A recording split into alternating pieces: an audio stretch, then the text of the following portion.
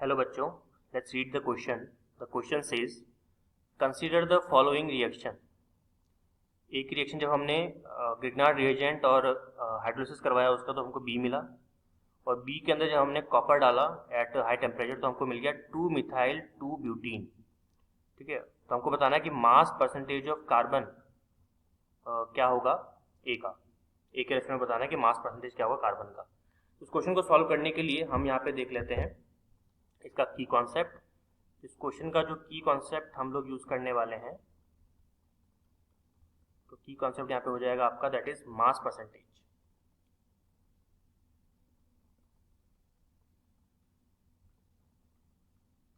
Mass percentage of carbon. चलिए, तो इस क्वेश्चन को पहले सॉल्व कर लेते हैं. पहले एक को पहचान तो ले, तभी तो मास परसेंट निकालेंगे. और मास परसेंट का फॉर्मूला मैं लिख देता हूँ, मैं भूल गया थोड़ा सा, सॉरी. तो अगर आपको मास परसेंट निकालना है तो percentage of carbon should be equal to mass of carbon, mass of carbon in compound, जो भी कंपाउंड है अपने पास में उसके अंदर, अपॉन कर देते हैं upon total mass of compound. Compound का टोटल मास क्या है? Total mass of compound into 100.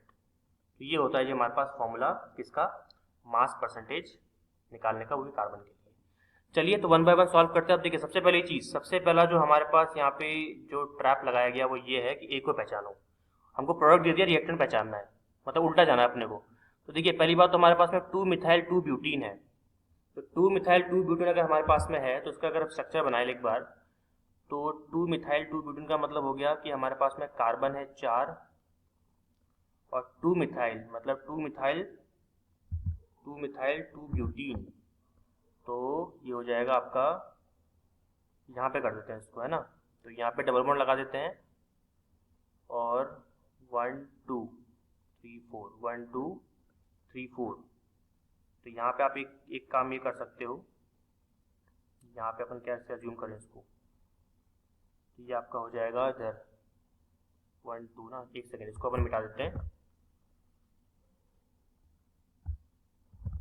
2 methyl 2 butene, तो इसको अपन स्ट्रक्चर इस तरह से बना सकते हैं, CH3 और यहाँ पे carbon double bond CH single bond CH3, और यहाँ पे आ जाएगा CH3.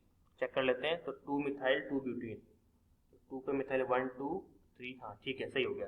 This is your 2 methyl 2 butene, 2 methyl 2 butene. ये हमारा प्रोडक्ट है. तो पहले तो हमको क्या पहचानना है कि इसमें बी क्या होगा. अब देखिए, बी के अंदर जब आपने कॉपर और 573 केल्विन लिया तब जाके 2 मिथाइल 2 ब्यूटेन बना था.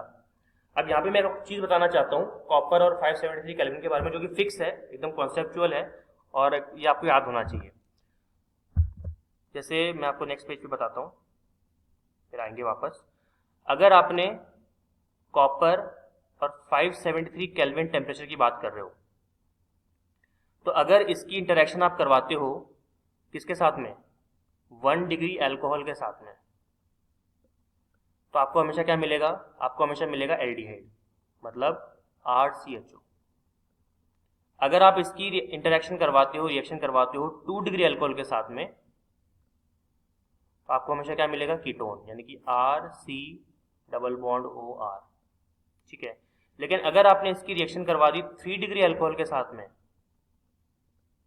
3 डिग्री अल्कोहल के साथ में, तो हमेशा क्या मिलेगा आपको, आपको मिलेगा एल्कीन. और अगर मैं यहाँ पे गलत नहीं हूं तो देखिए, ये भी आपका एल्कीन ही है. ठीक है.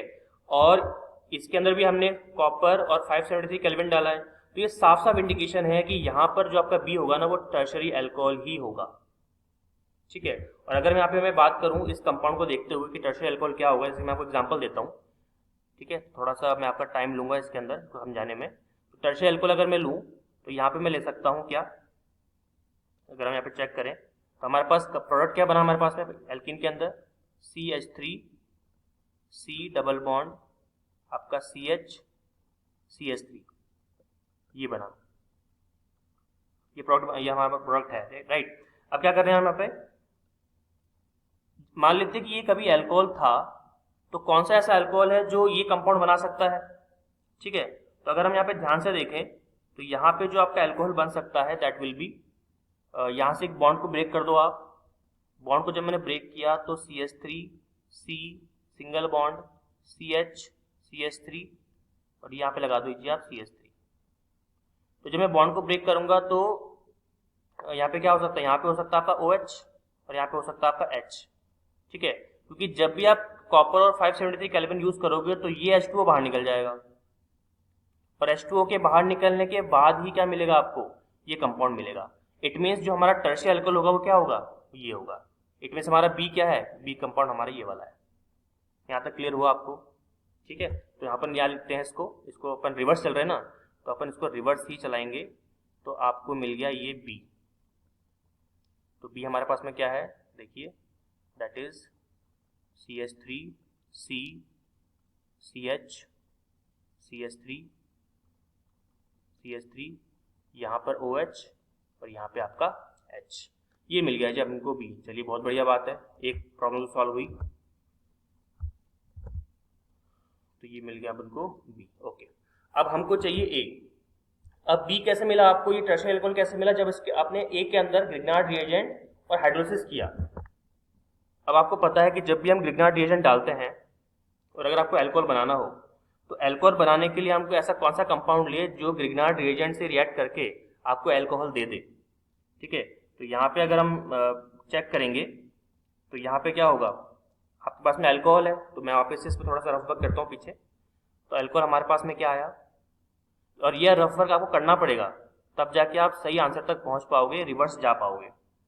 तो ये आपका हो जाएगा, ये आपका क्या था OH, ये डबल सिंगल बॉन्ड था ना, ये सॉरी डबल बॉन्ड तो लगाया अपन ने, ये सिंगल बॉन्ड है, तो C यहाँ पे CH2 यानी कि ऐसे और CH3। अब ग्रिग्नार्ड रिएजेंट अपन ऐसा किस में डाला है जिससे कि हमको ये अल्कोहल मिले। अब ग्रिग्नार्ड में आप जानते हो क्या होता है, ग्रिग्नार्ड के अंदर CH3 अटैक करता है। ठीक है, मतलब C डबल बॉन्ड होना चाहिए, क्योंकि अगर C डबल बॉन्ड नहीं हुआ तो CH3 जो हम लोग MgBr लेते हैं, MgX लेते हैं, जो भी आप ले लो, जैसे सपोज मैं यहाँ पे MgX ले लेता हूँ। ठीक है, हम यहाँ पे ले लेते हैं MgX, तो MgX ले लिया मैंने, तो डेल्टा नेगेटिव है, डेल्टा पॉजिटिव है, तो CH3 कहाँ पे अटैक करता है हमेशा, वो हमेशा कार्बन पे अटैक करता है, और जो पाई बॉन्ड है वो ऑक्सीजन के रेस्पेक्ट में टूट जाता है, और हमको क्या मिलता है, हमको मिलता है C, यहाँ पे आपका CH3 और यहाँ पे आपका O-, जो कि बाद में हाइड्रोलिसिस से क्या बन जाता है, OH बन जाता है। ठीक है, बाद में क्या बन जाता है, वो OH बन जाता है इस तरह से। ठीक है, तो मतलब CH3OH, तो CH3OH तो मुझे दिख रहा है, देखो CH3OH तो मुझे दिख रहा है, इसका मतलब क्या है कि ये कार्बन पहले क्या था, मैं अगर इस कार्बन की बात करूं, देखो ध्यान से समझिएगा इसको, इस कार्बन के बारे में बात करूं, ये कार्बन पहले क्या था, ये कार्बन था पहले C डबल बॉन्ड O। तो मतलब मैं यहाँ पे एक चीज अज्यूम कर सकता हूँ कि CH3 और ये कार्बन को लिख सकता हूँ मैं C डबल बॉन्ड O। ठीक है, और ये तो वैसे ही था, दैट इज CH2 और CH3। ठीक है, तो ये हमारे पास था कंपाउंड, तो A ये होना चाहिए, क्योंकि जब A ये होगा तो देखो मैं बना भी देता हूँ आपके लिए, CH3 Mg क्या है भी साथ में, Br है क्या, MgBr है, ओके MgBr, तो डेल्टा नेगेटिव डेल्टा पॉजिटिव, तो ऑब्वियस सी बात है CH3 कहाँ पे अटैक करेगा, इस कार्बन पे, बॉन्ड ब्रेक हुआ, फिर आपने क्या किया हाइड्रोलिसिस, तो यहाँ पे क्या आ गया H, और ये बन गया, देखो चेक कर लो आप अभी।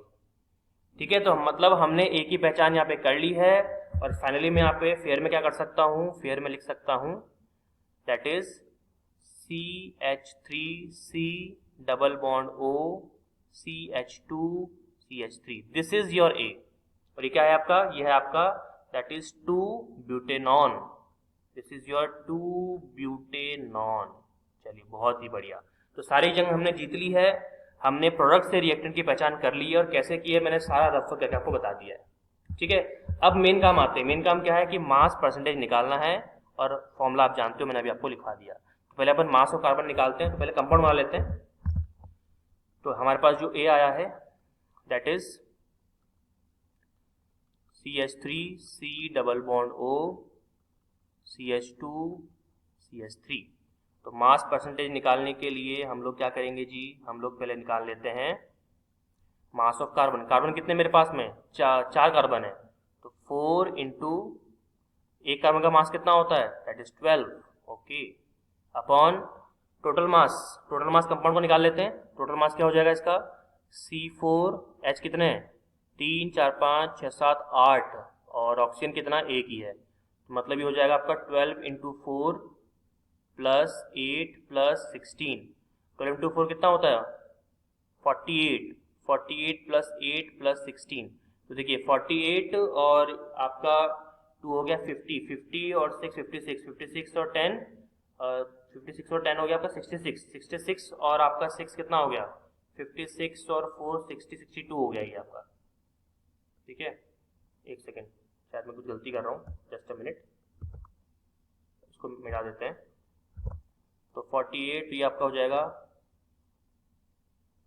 2, तो 72 हो जाएगा ये, है ना, 72, ठीक है। एक सेकेंड देख लेते हैं अपन, फिर ये हो जाएगा आपका, हाँ 72, मैं पहले 62 कर रहा था, सॉरी 72 हो जाएगा ये, तो अपॉन 72 इंटू 100, ठीक है। और जब इसको हम लोग सॉल्व करेंगे तो ये हो जाएगा आपका 48 अपॉन 72 इंटू 100, तो जब अपन 48 अपॉन 72 अपॉन 100 करेंगे तो कितना आंसर आ जाएगा, आपका आंसर आ जाएगा अप्रॉक्सीमेटली, तो इसको हम सॉल्व करें तो अप्रॉक्सीमेटली आपका कितना आएगा, 66.67 के आसपास आएगा, जी हाँ 66.67% के आसपास आपका आंसर आ जाएगा। तो क्या यही हमारा फाइनल आंसर है, यस यही हमारा फाइनल आंसर होगा, तो यह आ जाएगा आपके पास में 66.67%, ठीक है। तो आई होप आपको सारी चीज़ें समझ में आ गई होगी और हमने यहाँ पे पूरा क्वेश्चन सॉल्व कर लिया है। I hope you understood it well, all the very best.